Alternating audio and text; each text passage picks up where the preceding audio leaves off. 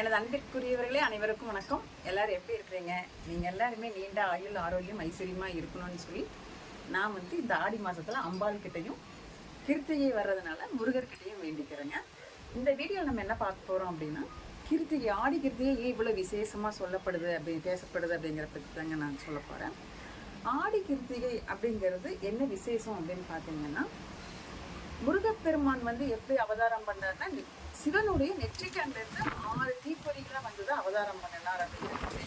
பெருமானை வளர்க்கறதுக்காகவே சிவபெருமான் 6 கார்த்திகை பெண்களை நியமிச்சிருந்தாருங்க. அந்த கார்த்திகை பெண்கள் தான் முருகரை வளர்த்துனாங்க. இது எல்லாத்துக்குமே ஓரளவுக்கு தெரியும், தெரியாதவங்க தெரிஞ்சுக்கோங்க.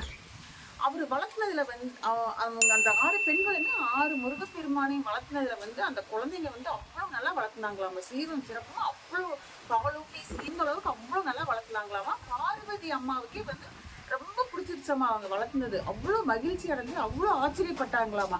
அப்போ ஒரு நாள் அவங்க குழந்தைங்க கொஞ்சம் பெருசானோடனே பார்வதி அம்மா போய் அந்த 6 குழந்தைகளுமே ஒரு சேர இப்படி பிடிச்சிருக்கிறாங்க. எப்படி நம்ம குழந்தைகளை கட்டி அணைச்சிட்டு இருக்கோம்ல, அந்த மாதிரி 6 குழந்தைகளை பிடிக்கும்போது அந்த குழந்தை ஒரே நம்மள மாதிரி 2 கை 1 முகம் அந்த மாதிரி ஆயிட்டாருங்களாமா.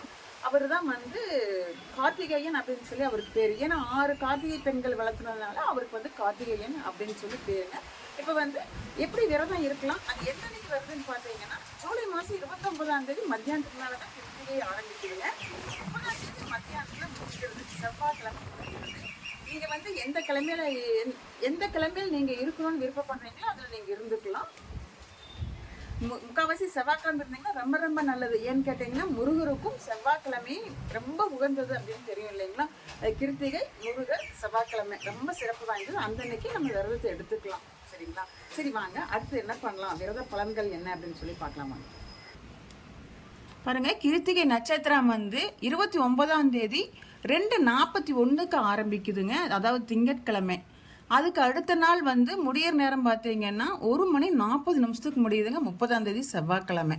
இதில் நீங்கள் செவ்வாய்க்கிழமை இருந்துக்கலாம், திங்கட்கிழமை இருந்துக்கலாம். அது உங்களுடைய விருப்பம்தான். விரதம் எப்படி இருக்கிறது அப்படிங்கிறத பார்த்துடலாங்க. நீங்கள் முழுமையாக விரதம் இருக்கணும்னாலும் இருந்துக்கலாங்க. அது உங்களுடைய ஆரோக்கியத்தை பொறுத்தது. அப்படி இல்லை, நான் ஒரு நேரம் மட்டும் விரதம் இருந்துக்கிறேன் அப்படின்னு சொல்லி இருந்துக்கலாம்.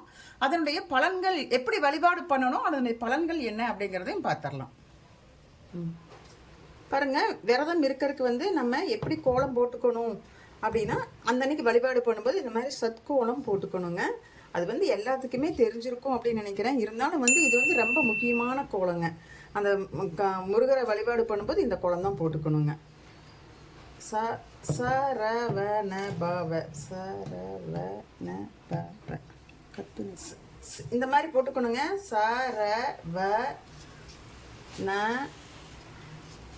பவ இது ஒரு மந்திர சொல்லுங்க. இதுதான் முக்கியமாக போட வேண்டியதுங்க. அன்னைக்கு விரதம் இருக்கிற அன்னைக்கு இந்த மாதிரி கோலம் போட்டுக்கோங்க. இதில் 6 விளக்கு வச்சுக்கணுங்க. 6 விளக்குலையுமே நெய் விட்டு வச்சுக்கணும். அப்படி இல்லைங்கிற பஸ்ஸில் ஒரு விளக்குல நெய் விட்டுக்கோங்க. இப்போ நம்ம விரதம் இருக்கிறோன்னு விரதம் இருந்த பலன் என்னன்னு பார்த்தீங்கன்னா, விரதம் இருந்துட்டு குழந்தை வேண்டி வரம் இருக்கிறவங்க குழந்தை வேண்டி வரம் கேட்பாங்க. அப்புறம் திருமண தடை இருக்கிறவங்க திருமண தடை நீங்கணும் அப்படின்னு சொல்லி கேட்பாங்க. அதே மாதிரி அந்த எல்லாமே நீங்கும், குழந்தை வரம் கிடைக்கும். முழுமையாக நம்பிக்கையோடு பண்ணுங்க, கண்டிப்பாக கிடைக்குங்க குழந்தை வரம். அதே மாதிரி திருமணம் கைகூடி கண்டிப்பாக வருங்க. அப்புறம் வாழ்க்கையில் எனக்கு வெற்றி மேல் வெற்றி கிடைக்கணும் அப்படின்னு நினச்சி இருக்கணும். அப்போ வாழ்க்கையில் எனக்கு தீராத நோய்கள்லாம் இருக்குது, எனக்கு தீர்த்து கொடு அப்படின்னு சொல்லி வேண்டியிருக்கலாம். அதே மாதிரி நிலம், பூமி, வீடு கட்டுற பிரச்சனைகள் பாதியில் நின்றுது அந்த மாதிரில இருந்தால் அதையுமே நிறைவேற்றி தருவாருங்க.